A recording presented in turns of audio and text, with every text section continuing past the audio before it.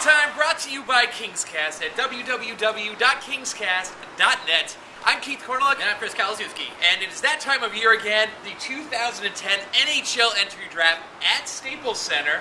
I'm looking forward to it. Yeah, me too. All eyes in the hockey world are on Los Angeles right now. Very exciting for us here.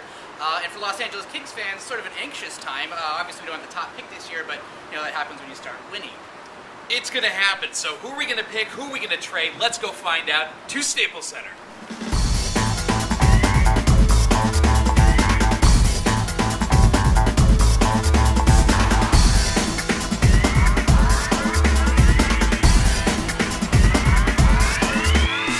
All right, so back from the Los Angeles Entry Draft, first time ever in Los Angeles, and I was really excited to go. Yeah, no, it's exciting. Anytime you have the draft in your town, which happens, obviously never here, but it's one of those things that, when's the next time it might happen? I'll be here 20 years from now, so definitely a special event for Angelinos. Absolutely, and the draft itself was very lackluster. There were really no trades. The biggest name that actually moved in the draft was Keith Ballard of the Florida Panthers, and I was expecting a lot more, but more actually happened before the draft than actually during the draft. Yeah, a little disappointing there wasn't any big moves like that, big names going anywhere. So Taylor Hall and Tyler Seguin went number one, number two overall. Unsurprisingly, we did have a chance to talk to a couple of Edmonton Oilers fans, talk about Taylor Hall.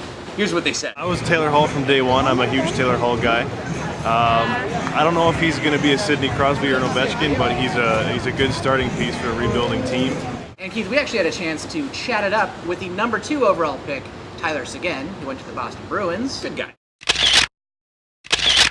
And the Los Angeles Kings, picking 19th overall this draft. So, Kings weren't, we weren't looking for any splash, really. So, Dean Lombardi traded up from number 19 to number 15 to get his guy. Yeah. And it ended up being Derek Forbort, defenseman, a little surprising there. Yep. But he is hulking 6'5", not hulking, very lean, skinny, but very skinny, very wiry. But a big move. I like the pick. He's has some experience, played in the World Junior Championships for the U.S. Was a +9 in there, which is pretty good for a defenseman. Great. He's a guy who's got a good two-way game. Plays with the side. Definitely needs to bulk up a lot. So obviously he's not going to be on the Kings next year. He is committed to playing at the University of North Dakota, which great hockey school. So very good development program. Absolutely. I really like the pick. I know that the Kings fans were looking for a winger for us to draft, but a 6'5" defenseman. We passed over a 6'7" defenseman in Tyler Myers, who just won the Calder Trophy. But I like the Forbort pick. He models his game after Chris Pronger. And look, Kings fans, we have a really good defense right now. I think it'll be better next year. We'll see this guy in maybe 2-3 years. Not a bad prospect to have in the system. Okay, what do you think of the pick? It's a defenseman, so I thought we were going to take a forward, but what can you do? And what do you think of this Forbort fellow? There's a lot of potential. He's supposed to be really good, and obviously the Kings are really excited about him because they traded up to get him. So that's cool. We'll see what happens. I know that he's been compared to everywhere from Eric Johnson to Tyler Myers. So if he becomes anything like that, two-way defenseman at 6'5", that'd be sweet. So I really expected the Kings to go with the forward, but it sounds like they were really high on him, and they traded to get him. So if the Kings got who they wanted at 14, and they traded away Denny Gauthier's pick, that's awesome that it was Denny Gauthier because he sucks so bad.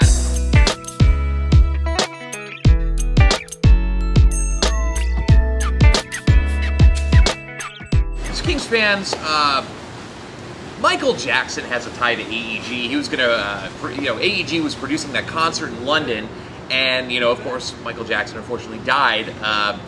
And they had a Michael Jackson rally at Staples Center today. Their theory, of course, is that Michael Jackson was murdered by his doctor, and they were protesting at Staples Center. And I really don't get it, but here you go. Well, today shows a march for the justice of Michael Jackson. As we know now, for many months, Dr. Murray has got away with murder. Yeah. Nothing less than murder, not involuntary murder, pure murder. And today we're going down to DJ's office and say, hey look, there are fans here from all over the world is watching, now it's your time to stand up and do what's right. What do you think about the Kings getting Ilya Kovalchuk? Sounds great to me. Okay, you heard it first. Trying to get justice for Michael. They want justice. What kind of justice? Have him pay for what he did to us. What do you guys think about the Kings picking Derek Forbort number 1 in the draft? Okay, now I don't know what you're talking about. Okay. You want who to go to jail? Dr. Murray. Oh, they want Dr. Murray to go to jail. So, do you think the Kings have a shot at landing Ilya Kovalchuk on July 1st? Yes. It's obvious that it was malpractice. He didn't have the right equipment. Sure, Michael should have been more responsible and maybe shouldn't have put himself in that position. But the doctor should be responsible for his own actions. Okay, let's transition a bit here from the king of pop to the Kings. Kings really need a defenseman. Who are they going to go out and get this year? I really don't know. We don't need them. Are you anticipating No, I love Michael Jackson. I have the playlist on my iPod. All right, so we're with Teresa here at the Michael Jackson rally. And Teresa, why are you guys here? What are you trying to accomplish? Well, we are here to protest the justice that is coming about so slowly for the Michael Jackson case. So now, are you guys saying then that Michael Jackson was murdered? I think that if you look at the different details that are in the news. Yes. Now, Teresa, talking about murder, let's talk about the Florida Panthers trade. They traded Keith Ballard away yesterday. Your thoughts on that trade? I'm not a sports fan. Okay. I'm sorry. All right. Okay, but one last question. You know, I know you're a passionate Michael Jackson fan. He was a star here. We need a star in LA. Will Ilya Kovalchuk sign with the Kings on July 1st? He might.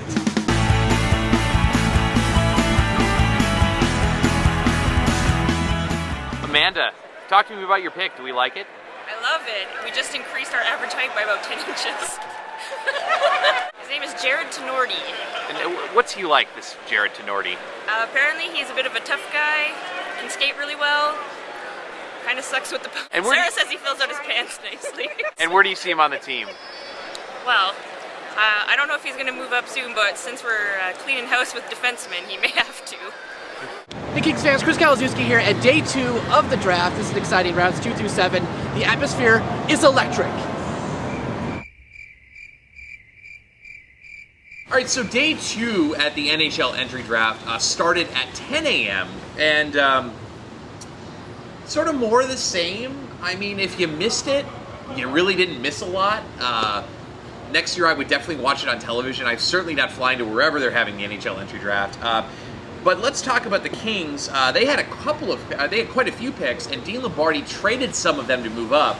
And we picked 2 centers and a defenseman and a left winger in the 6th round. I mean, coming back from the draft, I think the Kings did well, but there is still a concern over wing depth in the organization. And Dean Lombardi is not adverse to trading prospects for other prospects to address that.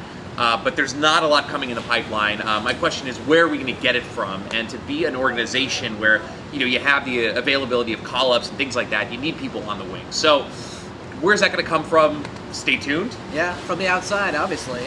Okay, so July 1 is coming up very soon, Canada Day, which was actually one of the most exciting days for hockey fans out there, because we're going to see where some of these bigger free agents are going to land. This year's a little thin on the market. Very. And there's only a couple names really out there on the Kings' radar. And obviously, one of them is a Russian guy. What's left winger? Frolov. Yes, him. Oh, wait, not Kovalchuk. Oh, yeah. Yeah, Kovalchuk. Who? So, Kovalchuk, he's a Russian guy. Oh, Russian guy. Okay, Ilya Kovalchuk. So, I think the July 1, 2010 is officially Kovalchuk watch. So we're waiting to see what happens. We have asked everyone, from Dustin Brown to all of our local media friends, are the Kings going to draft? Are the Kings going to get Ilya Kovalchuk? And, we just don't know. I'm certainly hoping I know that you are on the Kovalchuk train.